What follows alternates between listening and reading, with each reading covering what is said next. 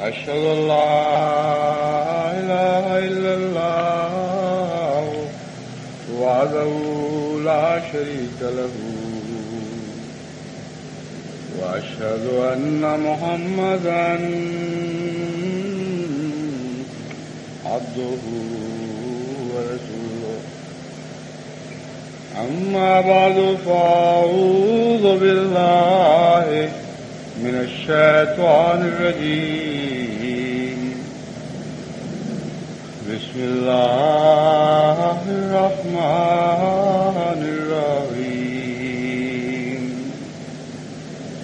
الحمد لله رب العالمين الرحمن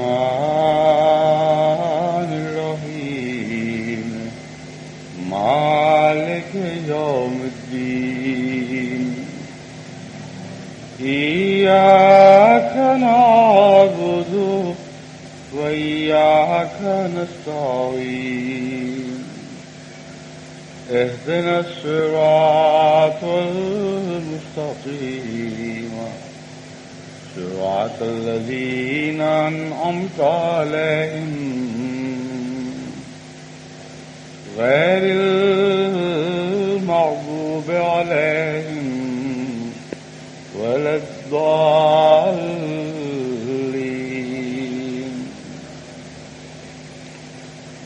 گزشتہ خطبے میں نے ایک نیا سلسلہ مضامین کا شروع کیا ہے جس کا تعلق تقویٰ سے ہے. میں یہ بیان کر رہا تھا کہ تقویٰ کی کمی کے نتیجے میں یا خود اپنی حالت سے غفلت کے نتیجے میں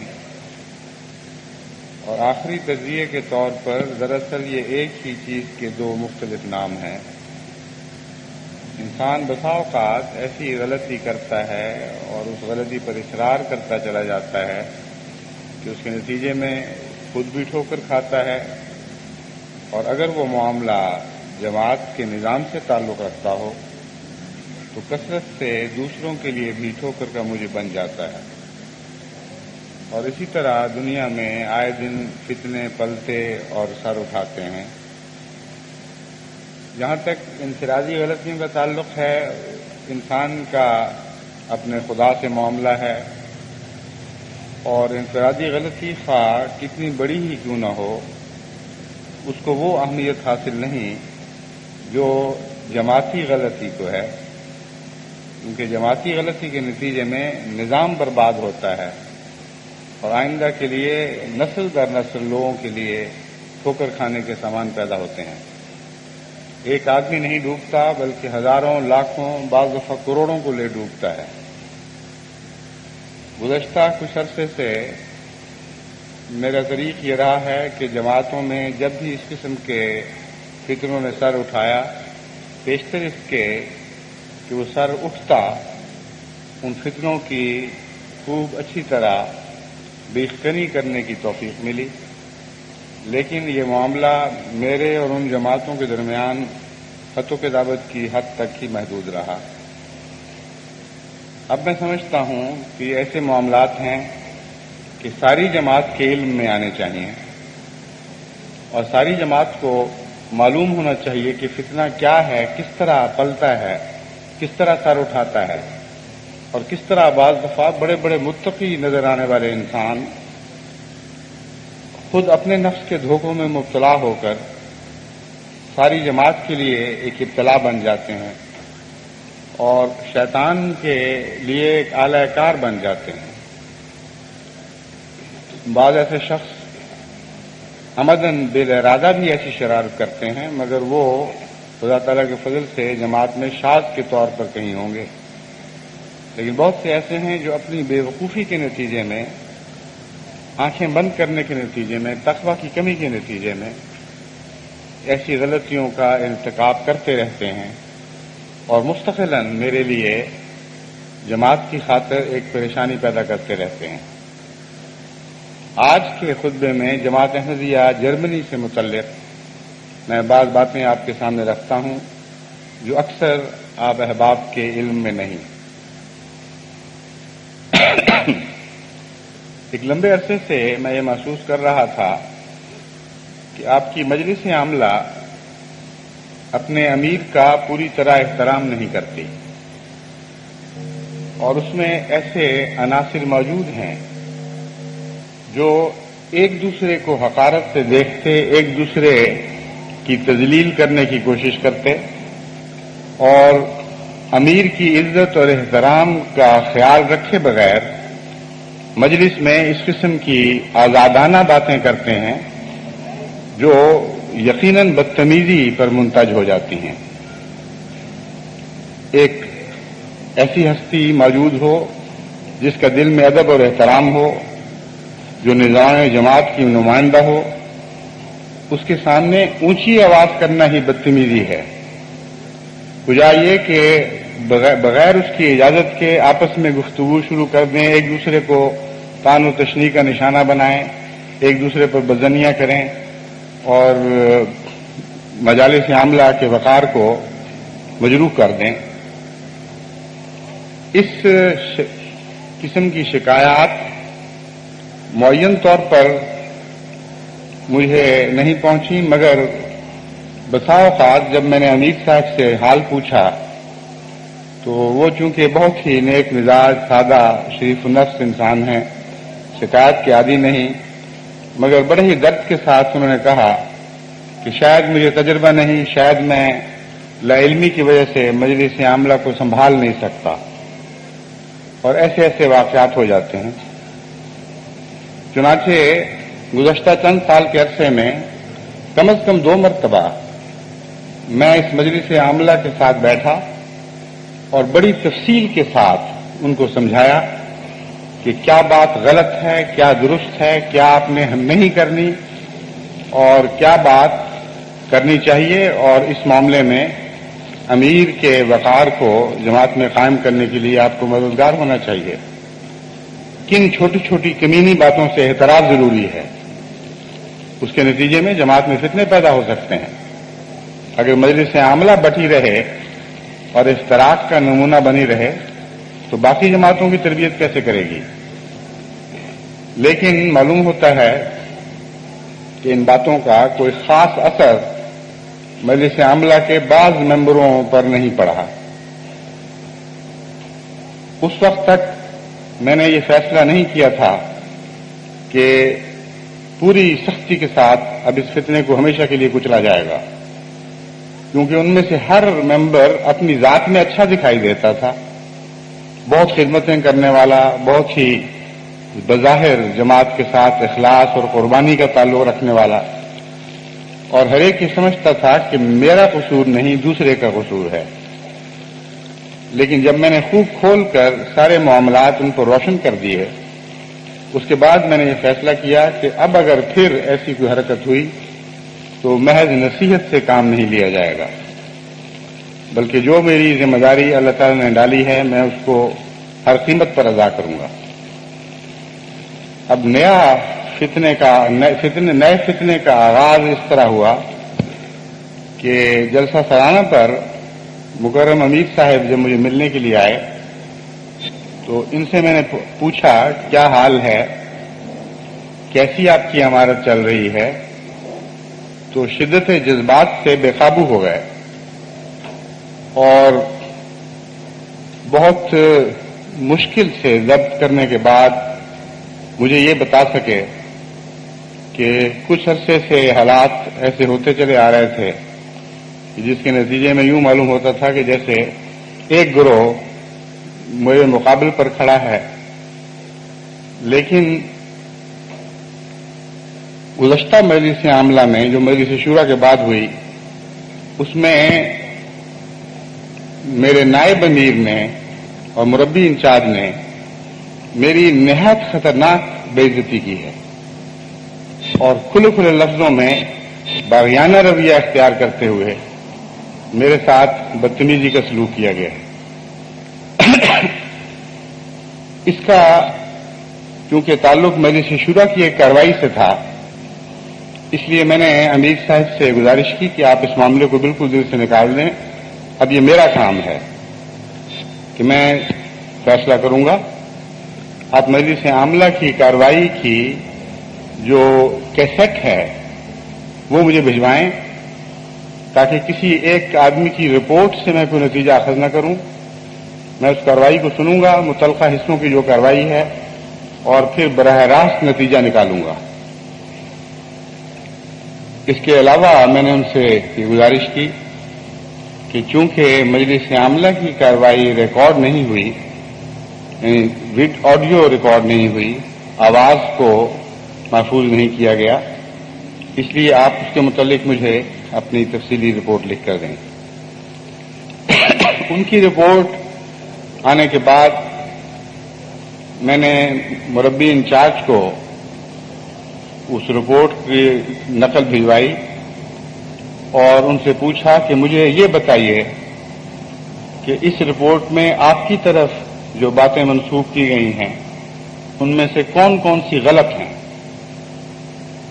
ان کا یہ جواب آیا کہ وہ باتیں تو غلط نہیں، لیکن پوری تصویر واضح نہیں کی گئی، اس لیے مجھے اجازت دیں کہ میں تصویر کا وہ حصہ بھی اجاگر کر دوں جو اس رپورٹ میں درج نہیں.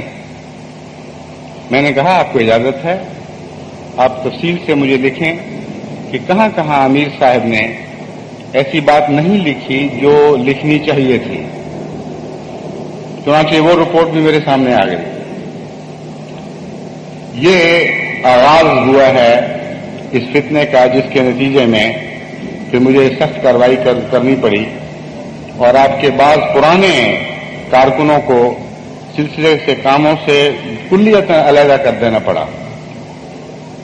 لیکن اس سے پہلے کچھ اور پس منظر ہے، وہ بھی میں آپ کے علم میں لانا چاہتا ہوں.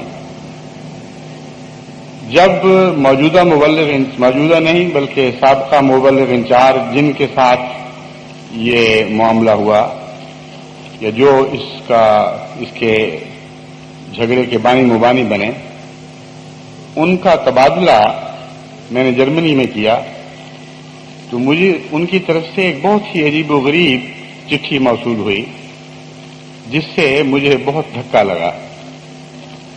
اس چٹھی کا لب لباب یہ تھا کہ عملاً مجھے ہر قسم کے اختیارات ہونے چاہیے، امیر اپنی جگہ پر، لیکن مجھے ہر قسم کے اختیارات ہونے چاہیے.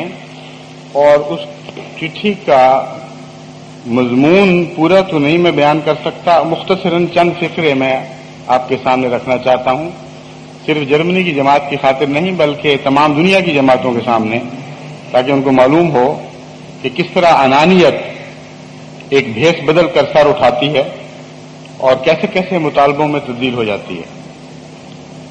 یہ آپ کو یاد رکھنا چاہیے کہ سلسلے کے نئے دستور کے مطابق جو اس وقت نافذ العمل ہے اور جس سے دنیا بھر کی جماعتوں کے امراء اور نائب امراء اور مجالس عاملہ کے ممبران اور خصوصیت سے مربی واقف ہیں، اگر امیر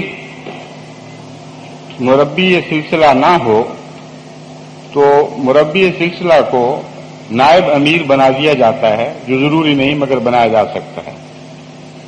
اور یہی میرا فیصلہ تھا کہ ان صاحب کو بھی نائب امیر بنایا جائے گا.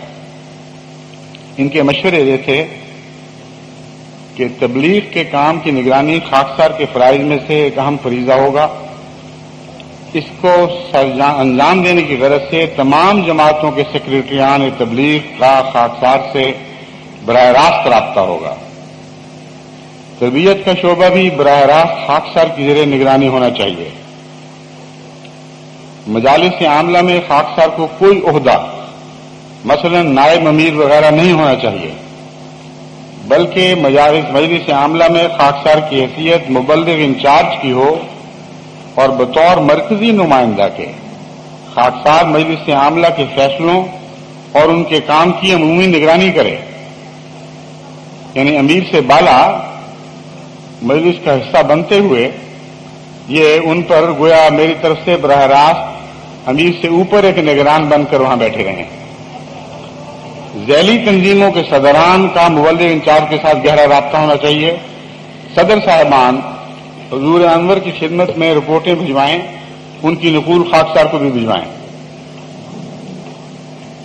خاکسار کو جماعت میں تبلیغی اور تربیتی کاموں کو تیز کرنے کے سلسلے میں جو معلومات درکار ہوں گی، محترم امیر صاحب اور مجلس عاملہ کے متعلقہ شعبہ کا فرض ہوگا کہ خاکسار کو مہیا کرے۔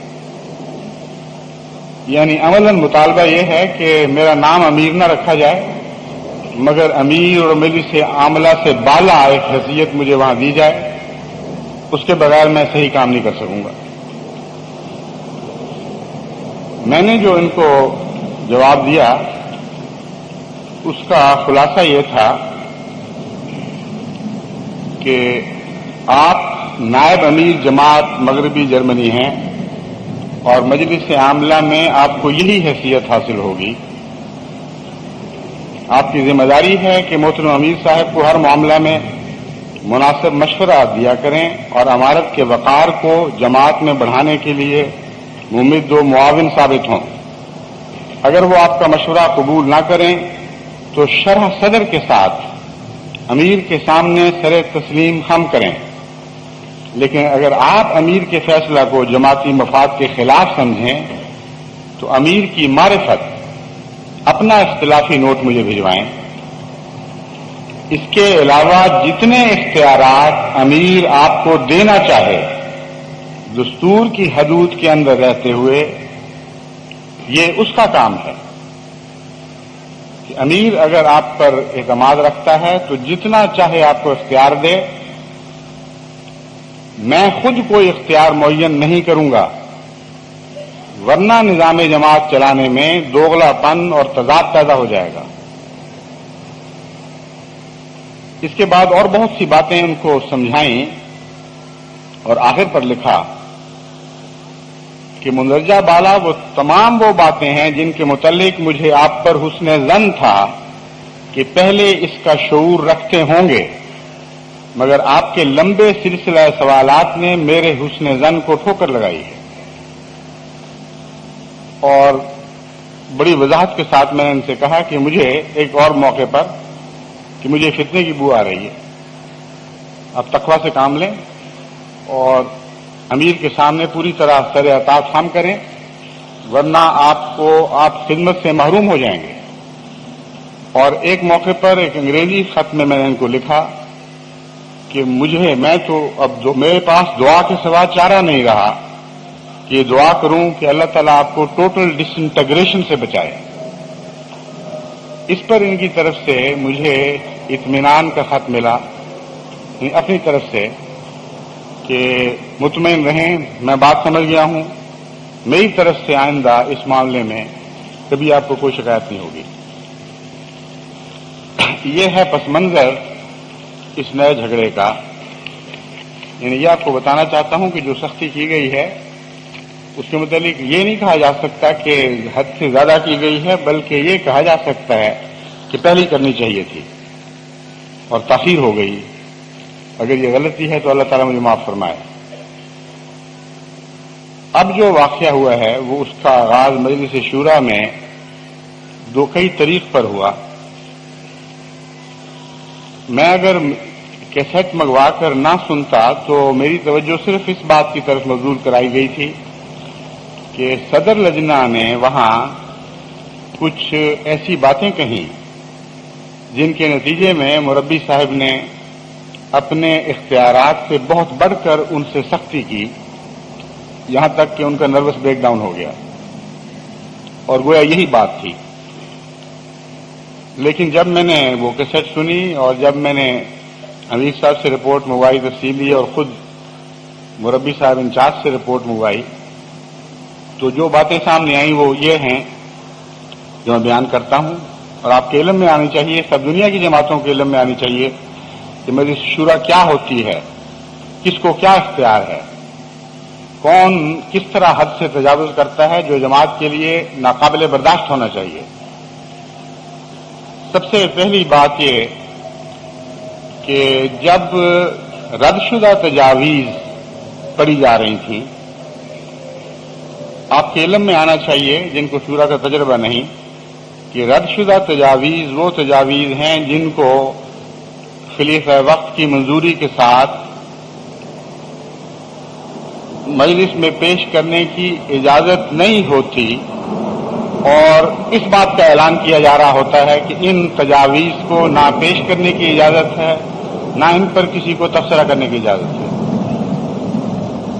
جب یہ تجاویز پڑھی جا رہی تھی، بار بار اس مربی انچارج نے اٹھ کر سیکرٹری کو ٹوکا اور بیچ میں آ کر اپنے تبصرے شروع کیے کہ میرے نزدیک اس میں یہ پہلو ہونا چاہیے تھا، یہ مختصر تبصرے کیے اور کئی دفعہ ایسا کیا، اور اس کے بعد یہ کہا کہ میں اپنی اختتامی تقریر میں ان امور پر مزید کچھ بیان کروں گا۔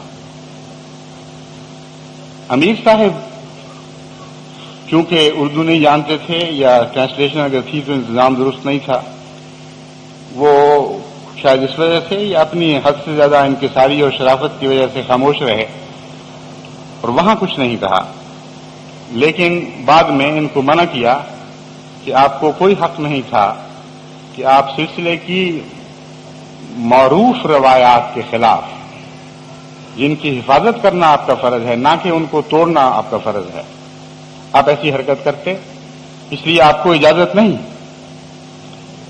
اس پر بجائے اس کے کہ خاموشی اختیار کرتے، سیکرٹری مجلس شورا سے فون پر رابطہ کیا اور اس کو کہا کہ وہ امیر صاحب کو یہ کہے کہ میں آپ کی طرف سے اجازت تو نہیں ملی لیکن میں ضرور اس کے متعلق کچھ کہنا چاہتا ہوں۔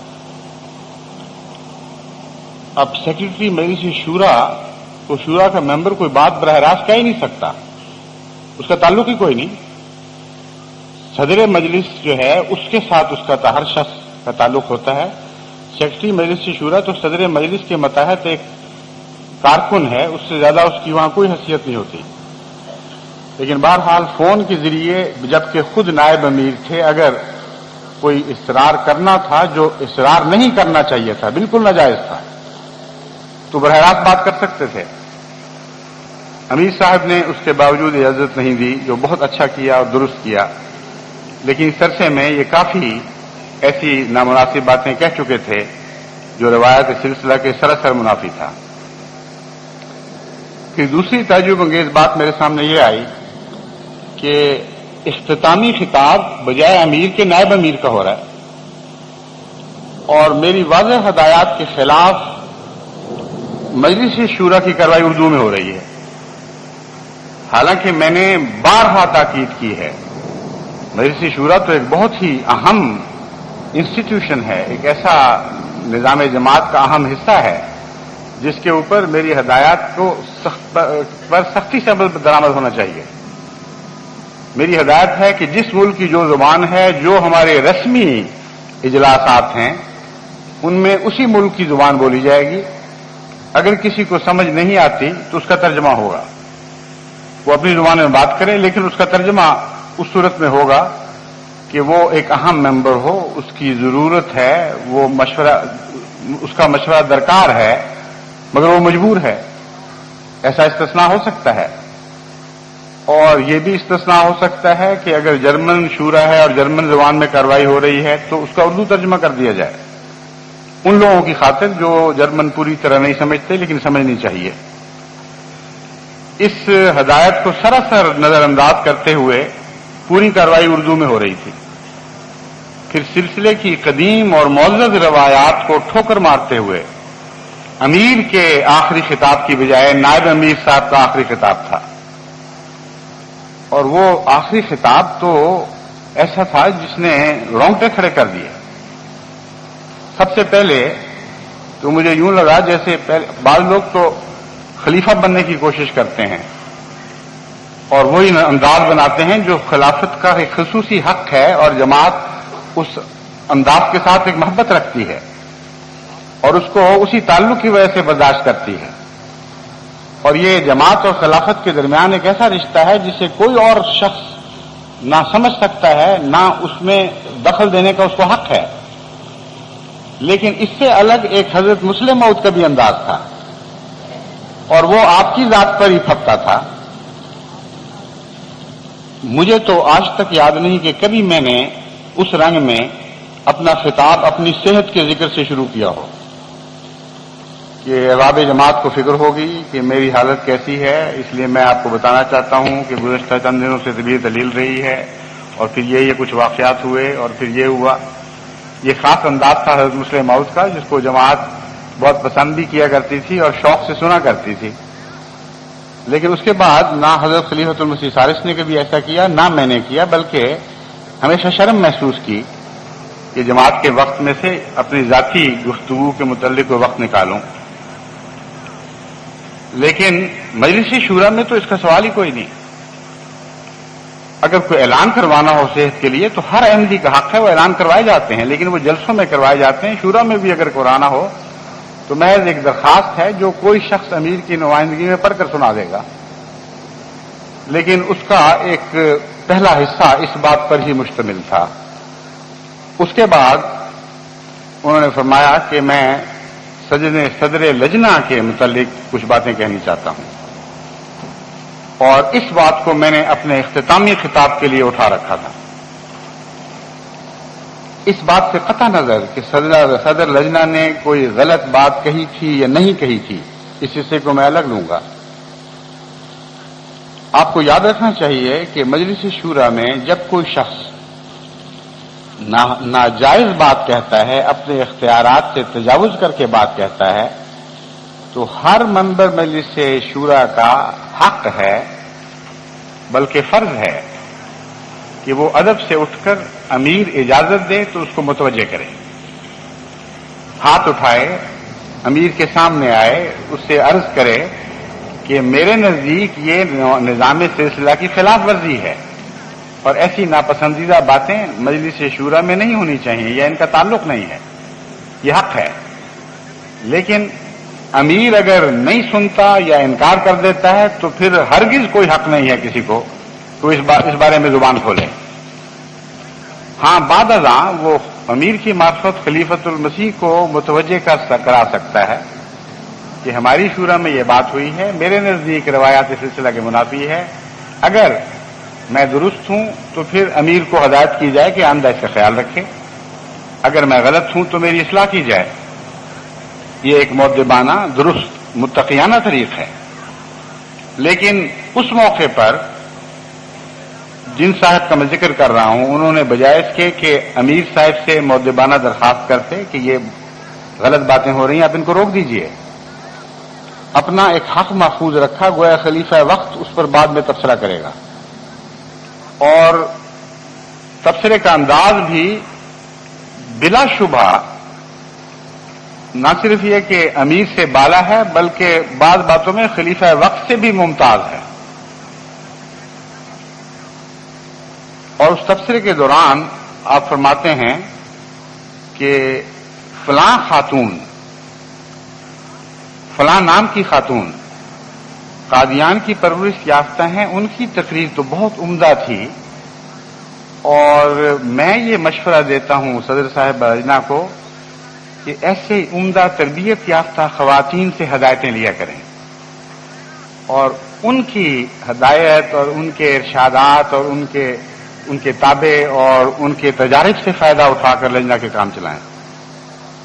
انا للہ و انا الیہ راجعون۔ خلیفہ وقت کسی کو صدر مقرر کرتا ہے اور نائب امیر اٹھ کر اپنی مربیانہ حیثیت کے بالکل غلط استعمال کرتے ہوئے یہ مشورے دے رہا ہے، اور ان کی ایک خاتون کی ذات نام لے کر اس طرح تعریف کرتا ہے جس طرح خلیفہ وقت اور اچھے کارکنوں کی نمایاں طور پر تعریف کر دیا کرتا ہے۔ لیکن کبھی ناممکن ہے کہ کوئی خلیفہ وقت یہ کہے کہ میں نے جس کو صدر مقرر کیا ہے، کوئی فرد جماعت اس سے بالا ہے، اور اس کا صدر کا فرض ہے کہ عہدیداروں سے ہٹ کر میری ہدایت سے الگ ہو کر فلاں کی مطابقت کرے، اس سے سبق سیکھے۔ گویا صدارت کو بھی میری مقرر کردہ صدارت کو بھی کینسل کر دیا، اور اپنی طرف سے جس طرح آپ امیر بالائے امیر بن گئے تھے، ایک صدر بالائے صدر مقرر فرما دیا۔ نہایت ہی بےہودہ حرکت تھی، مگر وہی بات ہوئی جو ایک ہدایت کی خلاف ورزی کے نتیجے میں ہونی چاہیے تھی۔ اردو میں باتیں ہو رہی تھیں، ترجمہ اگر ہو بھی رہا تھا تو پتہ نہیں کس قسم کا تھا، مگر امیر صاحب کو اس وقت پتہ نہیں لگا کہ کیا ہوا ہے۔ بعد میں جب امیر صاحب کو رپورٹیں ملی تو اس پر مجلس عاملہ میں یہ گفتگو شروع ہوئی. مجلس عاملہ میں جو رویہ اختیار کیا گیا ہے وہ اس سے بھی زیادہ ناپسندیدہ اور ناپاک رویہ تھا.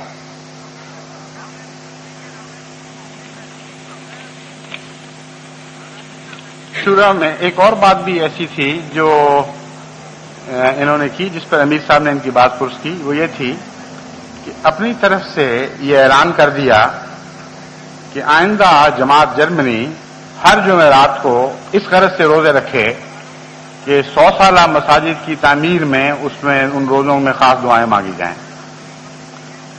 مجھے یاد ہے حضرت خلیفۃ المسیح ثالث نے ایک تحریک فرمائی تھی کہ جمعرات کو روزے رکھے جائیں، آخری جمعرات کو مہینے میں ایک دفعہ، اور وہ تھی 100 سالہ جبلی کی کامیابی کے سلسلے میں. اس کے علاوہ مجھے یاد نہیں کہ کبھی کسی امیر نے اپنے طور پر ایسی تحریک کی ہو. میں نے کبھی نہیں کی، کیونکہ بعض دفعہ ان چیزوں کو بھی رفتہ رفتہ ایک دکھاوا سا بنا لیا جاتا ہے کہ فلاں دن کا روزہ رکھنا ہے سب نے، وہ پتہ نہیں کس حال میں رکھتے ہیں. جب تک دل میں درد پیدا نہ ہو، ایک خاص توجہ نہ ہو، دعا کو بھی کھیل نہیں بنانا چاہیے. اور اگر اس قسم کا فیصلہ کسی خاص اہمیت کے پیش نظر کسی نے کرنا ہے تو خلیفۃ المسیح کا کام ہے. باقی ہر شخص اٹھ کے روزوں کی تحریک شروع کر دے، جو اپنی طرف سے فلاں قسم کے نوافل کی تحریک شروع کر دے، بالکل غلط ہے اور روایات سلسلہ کے منافی ہے. جب امیر نے مجلس عاملہ میں یہ بات کہی تو ان صاحب نے جواب دیا کہ اگر یہ بات ہے تو پھر جماعت جرمنی میرے جیسے انسان سے استفادہ نہیں کر سکتی. یہ پڑے ہیں آپ کے کاغذات، وہ منہ پہ کاغذات مارے کہ اب جو چاہیں کریں، میں اس معاملے میں بری ذمہ ہوتا ہوں. اگر میری ہدایات کے تابع کام کرنا ہے امیر نے اور عاملہ نے تو ٹھیک ہے، ورنہ یہ پڑی ہے آپ کی عہدیداریاں اور میرا ان سے کوئی تعلق نہیں. جب میں نے یہ پڑھا تو میں نے اس پہ نوٹ لکھا کہ دراصل آپ میز پر یہ کاغذ مار رہے تھے کہ یہ رہا میرا وقت اور یہ میری رہی ساری عمر کی خدمات، جائیں جہنم میں، میرا اب ان سے کوئی تعلق نہیں. امیر کو اس دوران جو گفتگو کرتے ہوئے انہوں نے کہا وہ یہ تھا ایک کہ امیر صاحب آپ نے میرے مشورے کا انتظار کیے بغیر مجھ پر کمیشن کیوں مقرر کر دیا ہے؟ آپ ہوتے کون ہیں کمیشن مقرر کرنے والے؟ اور میں آپ کے کسی کمیشن کے سامنے جواب نہیں دوں گا. کھلی کھلی واضح بغاوت تھی. امیر صاحب کو اگر تجربہ ہوتا تو وہ کہتے کہ اٹھ کے باہر نکل جاؤ، میں تمہیں معطل کرتا ہوں اور میں خلیفۃ المسیح کی خدمت میں یہ سفارش کروں گا کہ ایسے شخص کو جماعت میں نہیں رہنا چاہیے. لیکن وہ بھولے شریف انسان ہیں، ان پہ لوگ ظلم کرتے رہے اور چپ کر کے برداشت کرتے رہے. اور بدنصیبی ہے جماعت جرمنی کی کہ ایسے اعلیٰ متقی شریف النفس اور منکسر مزاج امیر کی ان کی عاملہ کے ممبران بےزتی کرتے چلے آ رہے ہیں. میرا تو دل کھول اٹھا ہے یہ باتیں سن کر. میں نے یہاں تک ان کو لکھا تھا ایک دفعہ کسی مربی انچارج کو کہ دیکھیں میں یہ مانتا ہوں کہ ان میں تجربے کی کمی ہے، لیکن خدا کے فضل سے وہ نہایت متقی انسان ہیں اور صاف گو اور سچے ہیں. اس لحاظ سے میں بحیثیت خلیفہ ان کا ادب کرتا ہوں. یعنی خلیفہ ہونے کے باوجود، بحیثیت خلیفہ نہیں، خلیفہ ہونے کے باوجود میں ان کا ادب کرتا ہوں. میں آپ سے بحیثیت مربی یہ درخواست کرتا ہوں کہ آپ بھی ان کا ادب کریں. یہ چٹھی ان کو اس سے پہلے ملی ہوئی ہے، میرے پاس ساری تاریخیں موجود ہیں، ان کا ریکارڈ محفوظ ہے. اس کے بعد ادب کا یہ حال تھا کہ دو باتوں میں کھلی کھلی بغاوت، اور ایک موقع پر کہا کہ میں جانتا ہوں آپ عورتوں کے تابع آ چکے ہیں، صدر لجنہ کے حق میں بات کر رہے ہیں، عورتوں کے نیچے لگ گئے ہیں. اور پھر کہا میں جانتا ہوں یہ ٹولہ جو آپ کے ساتھ ایک لگا ہوا ہے. اور پھر مجھے یہ لکھا کہ اپنی عقل اور سمجھ کا نمونہ دکھانے کے لیے کہ دیکھیں میں تو اس حد تک گیا کہ میں نے امیر صاحب کو ایک موقع پر علیحدگی میں یہ سمجھایا کہ آپ اور میں الگ الگ نہیں ہونے چاہیے، ورنہ اگر آپ نے اس طرح ہی مجھے الگ رکھا گویا کہ اور میرے مشوروں پر عمل نہ کیا تو جو لوگ آپ کے مشیروں اور آپ سے ناراض ہیں وہ میرے پاس آیا کریں گے اور اس طرح جماعت میں دو دھڑے بن جائیں گے. گویا خود مخالفانہ دھڑے کی سرداری قبول کر لی. یہ نہیں کہا کہ امیر صاحب آپ مطمئن رہیں، کوئی بڑے سے بڑا آدمی بھی اگر آپ کے خلاف بولتا ہوا میرے پاس آئے گا تو میں اس کو کہوں گا تو دھتکارا ہوا شیطان ہے، یہاں سے رخصت ہو. امیر کے خلاف میں کسی قسم کی بکواس برداشت نہیں کروں گا. امیر کو خلیفہ وقت نے مقرر کیا ہے اور حضرت رسول اللہ صلی اللہ علیہ وسلم کی نیابت میں مقرر کیا ہے. اور حضرت صلی اللہ علیہ وسلم کا ارشاد ہے کہ من عصا امیری فقد عصانی، جس نے میرے امیر کی نافرمانی کی اس نے میری نافرمانی کی ہے. ومن عصانی فقد عصى اللہ، جس نے میری نافرمانی کی اس نے خدا کی نافرمانی کی ہے. ساری عمر یہ باتیں رکھتے ہوئے مربیان کو یہ بھی نہیں پتہ لگا آخری عمر میں جا کر کہ اطاعت ہوتی کیا ہے اور اخلاص کس چیز کا نام ہے. چنانچہ مسلسل میری ہدایت کے باوجود، میرے یہ لکھنے کے باوجود کہ میں اس شخص کا ادب کرتا ہوں، حالانکہ میں نے امیر مقرر کیا، میرے ماتحت ہے، آپ بھی ادب کریں. ادب کا یہ طریقہ اختیار کیا اور ان کے بعد ساتھیوں نے بھی ایسا ہی رویہ اختیار کیا جو نہایت ناپسندیدہ تھا. اب میں تفصیل سے وہ نام نہیں لینا چاہتا، لیکن یہ بدبو تھی جو مجھے بڑی دیر سے آ رہی تھی. میں چاہتا تھا کہ سلجھ جائیں، جیسا کہ میں نے کہا کہ میں دعا کرتا تھا کہ اللہ تعالیٰ ان کو ٹھوکروں سے بچائے. اچھے اچھے کام کرنے والے بھی تھے، لیکن جہاں جماعت کے مفاد کا سوال پیدا ہو وہاں میں کسی ذاتی تعلق کو خاطر میں نہیں لا سکتا، کوئی سوال ہی پیدا نہیں ہوتا. ان میں سے یہ وہ لوگ ہیں جن میں سے ہر ایک مجھے نہایت اخلاص اور محبت کے خط لکھتا ہے. یہ وہ لوگ ہیں جو یہ لکھتے رہے ان میں سے بعض کہ ہم آپ کے پاؤں کو چومنا چاہتے ہیں، لیکن جانتے ہیں کہ آپ اپنی انکساری کی وجہ سے اور طبی شرم کی وجہ سے اجازت نہیں دیں گے. لیکن میرے نزدیک ان چومنوں کی، ان ایسے فکروں کی اور پاؤں چموانے کی نہ کوئی خواہش، نہ اس کی ایک ذرہ بھر قدر ہے. خلیفہ وقت ایک نظام کا نمائندہ ہے. خلیفہ وقت آپ سب مل کر ہیں اور آپ کی اجتماعی شکل میں ایک خلیفہ ہے جو آپ سب کی یعنی نظام جماعت کی عزت نہیں کرتا. وہ جھوٹا ہے اگر وہ یہ کہے کہ میں خلیفہ وقت کی عزت کرتا ہوں. یہ ایسی باتیں ہیں جن کے متعلق قرآن کریم نے خوب کھل کر روشنی ڈالی تھی اور خوب اس معاملے کو واضح فرما دیا اور بار بار واضح فرمایا. قرآن کریم نے ایک موقع پر یہ مضمون بیان فرمایا کہ جو اللہ اور رسول کے درمیان تفریق کرتے ہیں، اور بار بار یہ مضمون بیان فرمایا، ان کے سارے اعمال، ان کی ساری کوششیں رد اور ذلیل ہیں، کوئی ان کی حیثیت نہیں رہتی. شروع میں مجھے یہ سمجھ نہیں آتی تھی کہ اللہ اور رسول کے درمیان تفریق سے کیا مراد ہے، لیکن بات کے تجربے سے پتہ چلا کہ وہ یہ کرتے ہیں. ایسے لوگ کہتے یہ ہیں کہ دیکھیں خلیفہ وقت اس کے دامہ سے جان نثار اپنے بال بچوں کی زندگیاں قربان کر دیں گے، لیکن امیر یہ اور بات ہے، صدر خدا مدینہ یہ اور بات ہے، فلاں شخص یہ اور بات ہے. اس سے ہماری لڑائی، اس سے ہماری دشمنی، مگر خلیفہ وقت کے مقابل پہ ہم بھلا کس کو خاطر میں لا سکتے ہیں؟ تو خدا اور رسول کی تفریق بھی اسی قسم کے لوگ کرتے ہوں گے کہ رسول کی کسی بات پہ نعوذ باللہ من ذالک ناراض ہو کر کہہ دیا کہ خدا کی بات تو الگ ہوئی، لیکن یہ کہ رسول کی پیروی کریں ہر بات میں، یہ نہیں ہو سکتا. یہی وہ شیطانی وساوس ہیں جو نچلے درجے پر منتقل ہوتے ہیں، پھر اور نچلے درجوں پر منتقل ہوتے ہیں. بعض دفعہ امیر کے نیچے پھر یہ صورت پیدا ہو جاتی ہے کہ امیر تو ہماری سر آنکھوں پر، لیکن اس کا فلاں عہدیدار جو ہے وہ درست نہیں. اور یہ فتنہ پیدا کس طرح ہوتا ہے، اس کا آغاز خدا تعالیٰ نے قرآن کریم کے آغاز میں تمثیل کی صورت میں بیان فرما دیا، جو میں بار بار بیان کر چکا ہوں. لیکن جنہوں نے نصیحت نہیں پکڑنی ہوتی، جو کان بہرے ہو چکے ہیں، ان کو آواز آتی ہی نہیں، وہ سمجھتے نہیں کہ کیا ہو رہا ہے. خدا تعالیٰ نے یہ بہت گہرا راز فتنوں کا ہمیں سمجھا دیا کہ جب ابلیس نے ابا سے کام لیا تو اس کا انکار دراصل اس کی انانیت کی گود میں پلا تھا.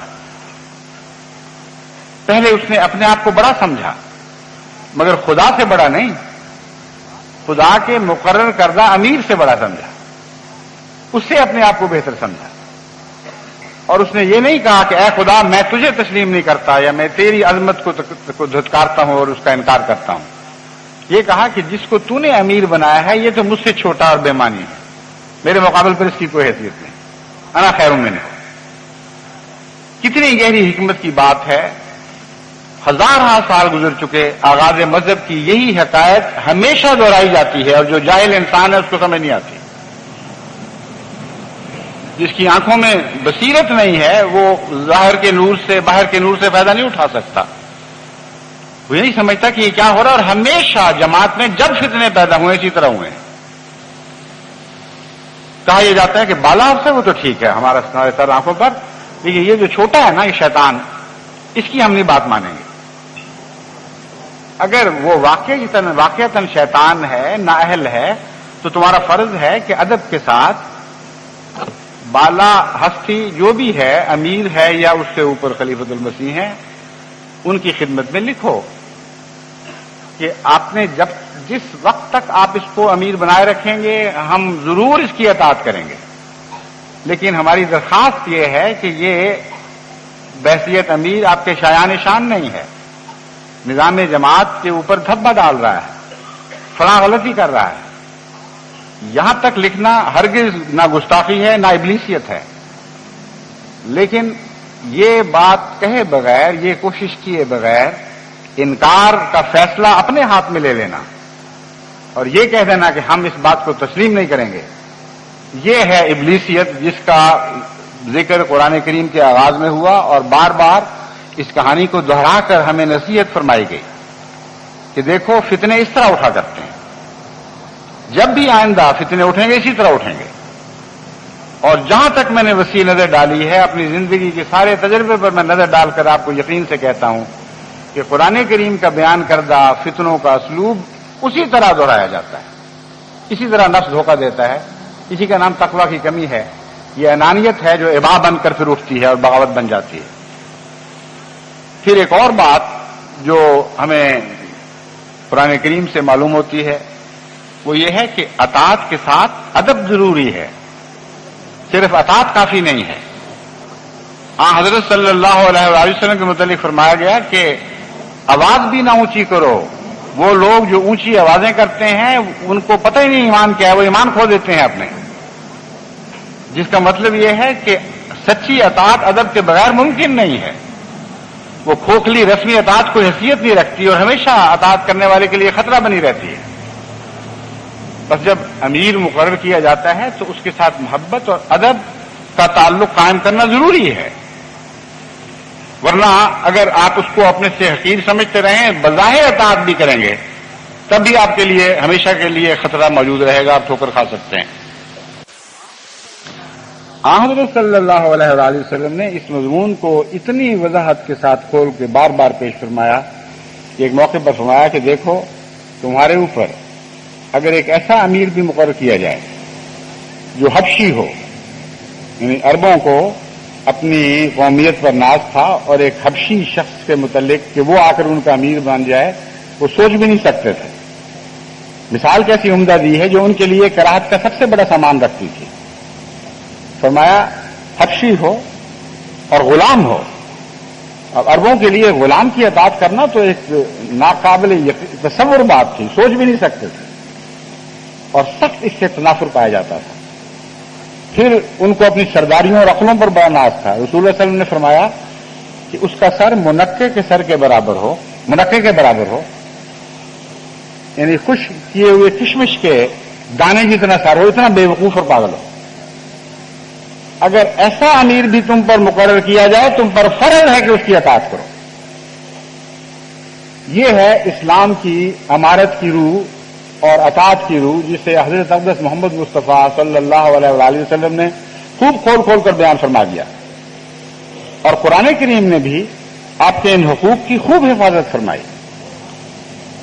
جو باتیں مختلف وقتوں میں شیطان حضور صلی اللہ علیہ وسلم کے غلاموں کو بدل کرنے کے لیے پھیلاتے رہتے تھے، قرآن نے ان سب کی تاریخ محفوظ کر دی اور فتنے کے ہر پہلو کو ہمیشہ کے لیے خوب کھول کر بیان کر دیا ہے. قرآن کریم نے جو پہلو بیان فرمائے ہیں، ایک بھی ایسا دنیا میں فتنہ نہیں جو ان پہلوؤں سے باہر ہو. بس مسلمانوں کے لیے اس ہر قسم کی خبرداری کے باوجود، تنبیہ کے باوجود دوبارہ ٹھوکر کھانا حد سے زیادہ جہالت اور خودکشی کے مترادف ہے. قرآن کریم فرماتا ہے کہ بعض دفعہ لوگ اس طرح فتنہ پیدا ہے تو وہی بات کہ نچلے آدمی کے خلاف، اوپر لے کے خلاف نہیں کرتے براہ راست، اوپر کو اس طرح ملوث کرتے ہیں. کہتے ہیں قرآن کریم کے مطابق کہ وہ کہتے ہیں دیکھو رسول اللہ صلی اللہ علیہ وسلم تو خود بڑے زیرک، بڑے باشعور، بڑے صاحب فہم انسان ہیں، مگر یہ بدبخت جو مشورے دینے والے ہیں نا، یہ مصیبت ہے. اور آپ کی کمزوری یہ ہے کہ اذن ہے، لوگوں کی باتیں سنتے رہتے ہیں اور جو کسی نے کہا اس کو مان لیا. قرآن کریم میں اللہ تعالیٰ فرماتا ہے ان سے کہہ دے کہ اذن خیر لکم، یہ وجود ایسا ہے جو سنتا ہے ہر ایک کی بات، مگر خیر کی بات کو قبول کرتا ہے، بھلائی کی بات کو قبول کرتا ہے، بدی کی بات کو رد کر دیتا ہے. اور اس کا اذن ہونا تمہارے لیے بہتر ہے. اگر یہ تم لوگوں کی باتیں نہ سنتا اور اپنے بالا خانوں میں چھپا رہتا تو تم ہمیشہ روتے رہتے کہ ہماری بات محمد مصطفیٰ تک نہیں پہنچتی. یہ تو خدا کا ایسا عاجز بندہ ہے کہ اس کے عاجز ترین بندوں کے لیے بھی جھک جاتا ہے اور ان کی باتیں بڑے پیار اور محبت سے سنتا ہے. تم ایسے ظالم اور ناشکرے ہو کہ اس کے خلاف شکایت کر رہے ہو اور یہ نہیں جانتے کہ اس کا ان معنوں میں اذن ہونا کہ کامل انکساری کے ساتھ ہر ایک کے سامنے جھک جانا اور ان کی باتوں کو سننا اور پھر یہ فیصلہ کرنا کہ اچھی کون سی ہے اور بری کون سی ہے، تمہارے لیے خیر ہی خیر ہے.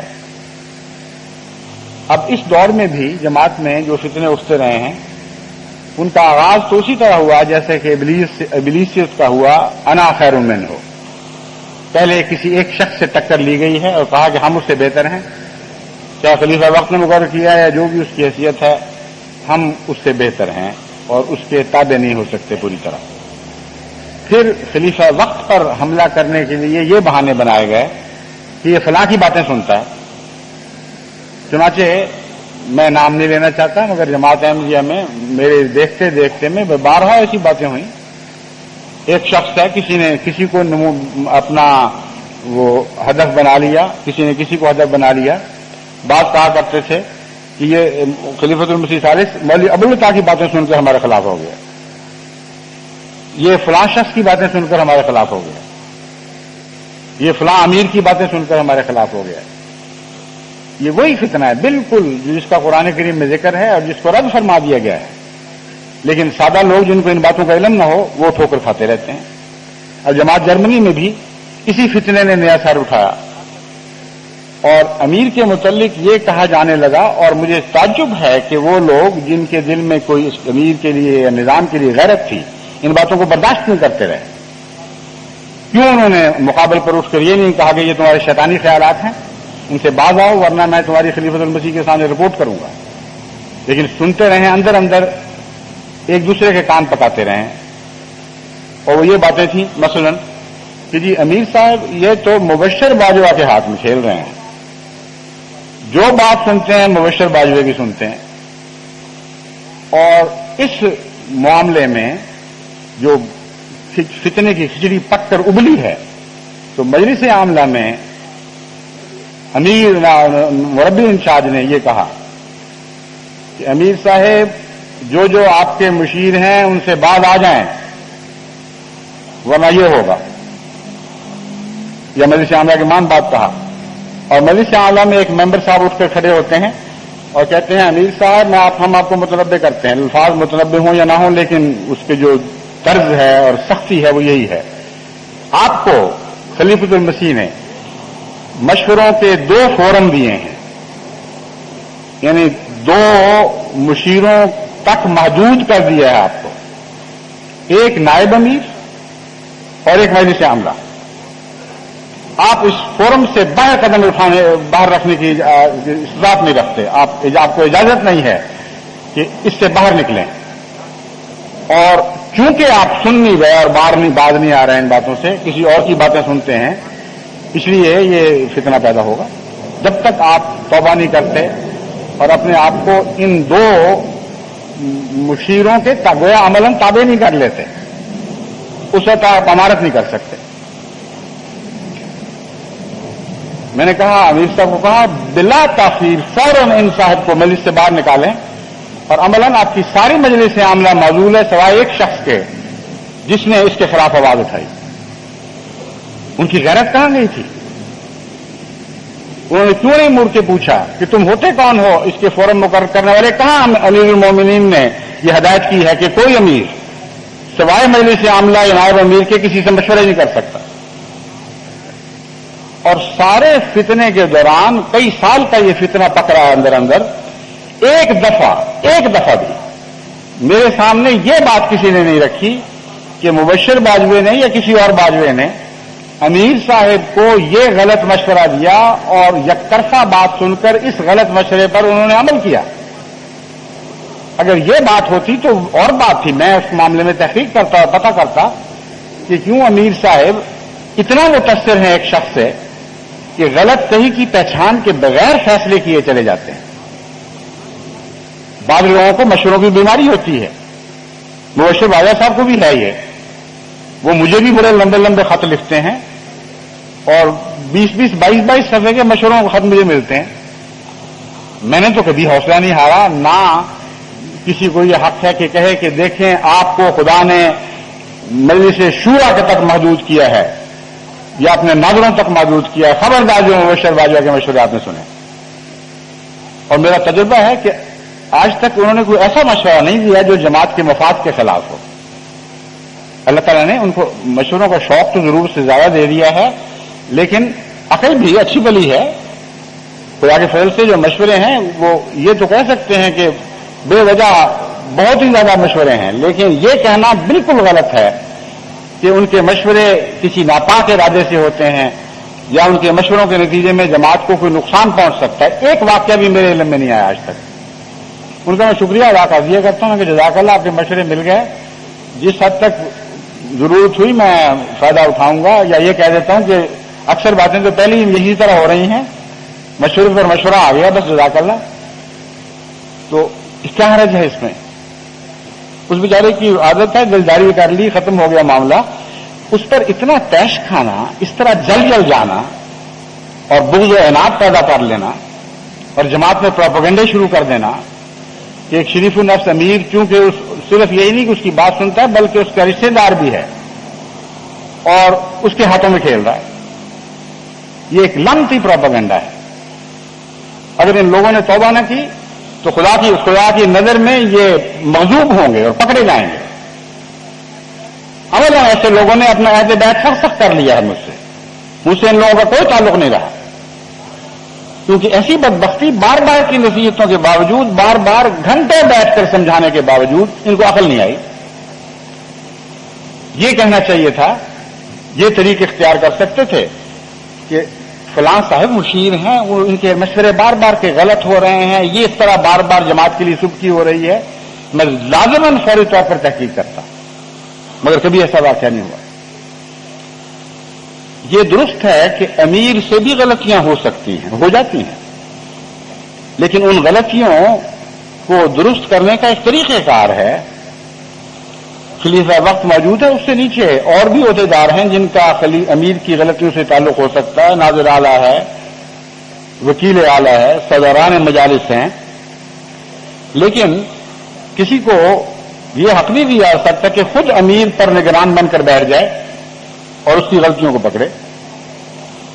صرف ایک معاملہ ایسا ہے جہاں اگر خدا نخواستہ کبھی ہو تو وہاں جماعت کو امیر کی مطابقت میں رہنے کا حق نہیں رہتا کہ وہ خلیفہ وقت کے کھلے کھلے فیصلہ کے خلاف کوئی کارروائی کرتا ہے اور اصرار کرتا ہے اس پر۔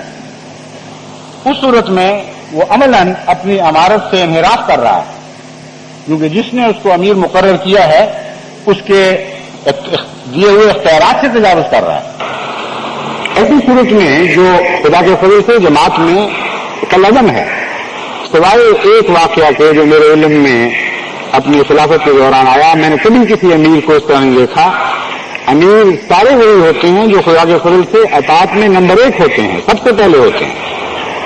میں بتا رہا تھا کہ ایک امیر کے سوا آج تک میرے علم میں نہیں آیا کہ اس نے خلیفۃ المسیح کی واضح ہدایت کی کھلی خلاف ورزی کی ہو اور وہ اس کی بدنصیبی تھی۔ اس کے بعد ہمیشہ کے لیے اس کو نظام جماعت میں خدمت سے محروم کر دیا گیا، ورنہ عمرا تو فدائیت کے پتلے ہوتے ہیں، اور امیر کے وقار کی حفاظت کرنا خلیفہ وقت کا فرض ہے۔ وہ آپ نے نہیں سنا کہ کس طرح خدا انبیاء کی حفاظت کرتا ہے، کس طرح حضرت مسیح موعود علیہ السلام کس مان کے ساتھ، کس شان کے ساتھ فرماتے ہیں کہ میری پشت پر دیکھتے رہے کون کھڑا ہے، وہ کبھی مجھے نہیں چھوڑے گا۔ اس لیے خلفاء کو بھی اسی سنت پر عمل کرنا ہے۔ انبیاء خدا سے رنگ سیکھتے ہیں اور خلفاء انبیاء سے رنگ سیکھتے ہیں۔ میں آپ کو یقین دلاتا ہوں کہ جب تک خلیفہ وقت نے کسی کو امیر مقرر کیا ہے وہ ہمیشہ اس کی پشت پر کھڑا رہے گا۔ یہ نہیں ہو سکتا کہ آپ امیر کو زخم پہنچائیں اور خلیفہ وقت اس کا جواب نہ دے۔ کوئی شخص اگر یہ منافقانہ جاہلانہ خیال دل میں پالتا ہے کہ میں مقرر خلیفہ وقت کے مقرر کردہ امیر سے ٹکرا رہا ہوں اور خلیفہ وقت کے پاؤں چومتا ہوں، تو وہ جھوٹا ہے، یہ شیطانی خیالات ہیں۔ خلیفہ وقت ایسے پاؤں چومنے والے کے چومنے پر ٹھوکر بھی نہیں مارتا، وہ ہر قیمت پر اپنے مقرر کردہ امیر کی پشت پر کھڑا رہے گا، سوائے اس کے کہ اس پر یہ ثابت کر دیا جائے کہ وقت آ گیا ہے کہ اس امیر کو بدل دو۔ پھر یہ کہا گیا کہ امیر کی ایک پارٹی ہے گویا کہ، اور اس کے مقابل پر ایک اور پارٹی ہے کہ ہم اگر آپ اس طرح چلیں گے تو پھر یہ پارٹیاں قائم ہوں گی۔ میں آپ کو بتا دینا چاہتا ہوں کہ جماعت میں صرف ایک پارٹی ہے، اور صرف ایک پارٹی، اور وہ خدا کی پارٹی ہے، اور اسی پارٹی کی نمائندگی امیر کرتا ہے۔ اس کے سوا جتنی پارٹیاں ہیں وہ شیطانی پارٹیاں ہیں، ان کی وہ پارٹیوں کا زندہ رہنے کا حق ہی کوئی نہیں۔ اس لیے سر اٹھا کر امیر سے یہ باتیں کرنا کہ ہم جانتے ہیں کن عورتوں کی تم باتیں سن رہے ہو، کون سے تمہارے ٹولے ہیں جو تمہاری مدد کر رہے ہیں، یہ کھلی بغاوت اور شیطانی خیالات ہیں۔ ان کو کسی قیمت پر جماعت میں پنپنے نہیں دیا جائے گا۔ اس لیے میں امیر صاحب کو بھی خوب اچھی طرح اس بات سے آگاہ کرتا ہوں کہ آپ شیروں کی طرح ڈر جائیں۔ خلیفہ وقت آپ کے ساتھ ہے اور ساری جماعت احمدیہ آپ کے ساتھ ہے، جرمنی کی جماعت بھی آپ کے ساتھ ہے، اور کل عالم کی 126 جماعتیں آپ کے ساتھ ہیں۔ اور خدا کی قسم، جس کی پشت بنائی آج کا خلیفہ کر رہا ہوگا یا اپنے وقت کا خلیفہ کر رہا ہوگا، اس کی پشت بنائی خدا کرے گا، اور ہمیشہ خدا اس کی پشت بنائی کرے گا۔ وہ لوگ جو جہالت سے بغاوت کے سر اٹھاتے ہیں ان کے سر کچلے جائیں گے۔ بڑے بڑے پہلے بھی لوگ پیدا ہوئے تھے، انہوں نے یہ آوازیں بلند کی تھی کہ ہمارے جتھے زیادہ ہیں۔ کہاں گئے ان کے جتھے؟ ٹکڑے بکھر گئے ان کے، کہاں گئی ان کی عزتیں؟ سارے خلافت سے وابستگی کے نتیجے میں تھی۔ وہ لاہوری جماعتوں کے حال کیا ہوئے، وہ بڑے بڑے جو انجمن کے سربراہ بنے پھرتے تھے ان کے حال کیا ہوئے، کس طرح خلیفۃ المسیح اول نے ان کو للکارا، جو عزت کا پتلا تھے۔ میں بھی خدا کے فضل سے عزت کا پتلا ہوں، مگر جہاں خدا کے نظام کے وقار کا سوال ہے وہاں کسی قیمت پر میں اپنے سر کو جھکا نہیں سکتا۔ بعض لوگوں نے مجھے کہا آپ تو محبت کے سمندر ہیں۔ میں ان کو بتاتا ہوں کہ سمندروں میں بھی تلازم پیدا ہوا کرتے ہیں، اور اس محبت کے سمندر میں اگر خدا کی غیرت کی خاطر تلازم پیدا ہوا تو جتنے شیطانی جہاز ہیں وہ سارے غرق ہو جائیں گے، اور کسی کی مجال نہیں ہوگی کہ وہ اس طوفان کا مقابلہ کر سکے۔ اس لیے امیر صاحب کو میں نے ہدایت دی ہے، اور میں تمام جماعت جرمنی سے اس کی توقع رکھتا ہوں کہ وہ کلیتاً ان کے ساتھ وفاداری کا اقرار کریں،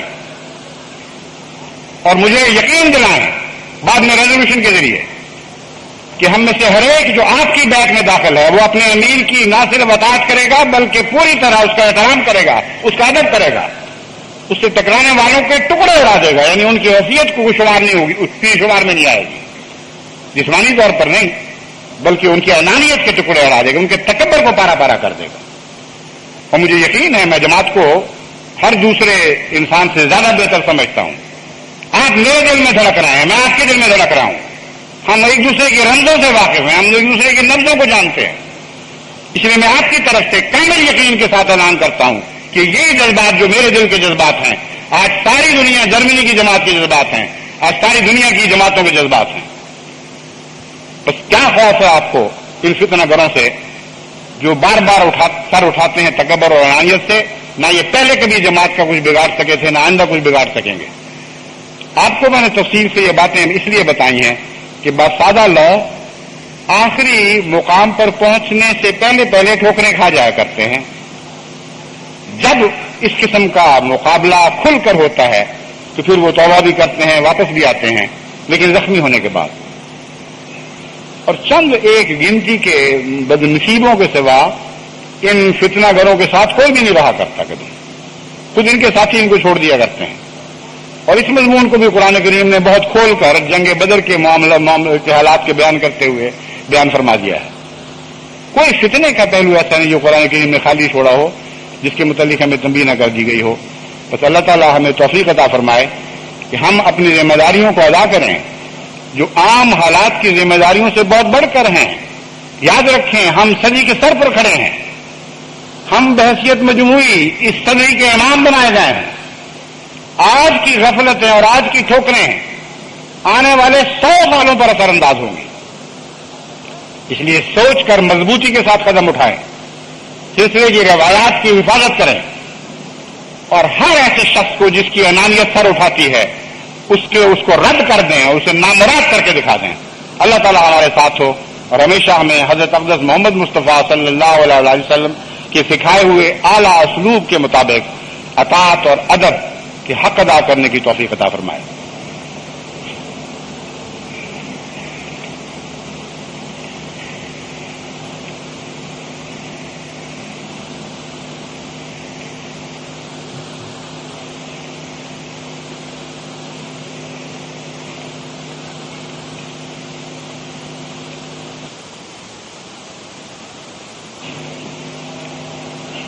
الحمد للہ نحمده ونستعینه ونستغفره ونؤمن به ونتوکل علیہ ونعوذ باللہ من شرور انفسنا ونعوذ باللہ من شرور انفسنا ونعوذ باللہ من شرور انفسنا ومن سیئات اعمالنا من يهده الله فلا مضل له ومن يضلله فلا هادي له ونشهد ان لا اله الا الله وحده لا شريك له ونشهد أن محمدا عبده ورسوله عباد الله رحمكم الله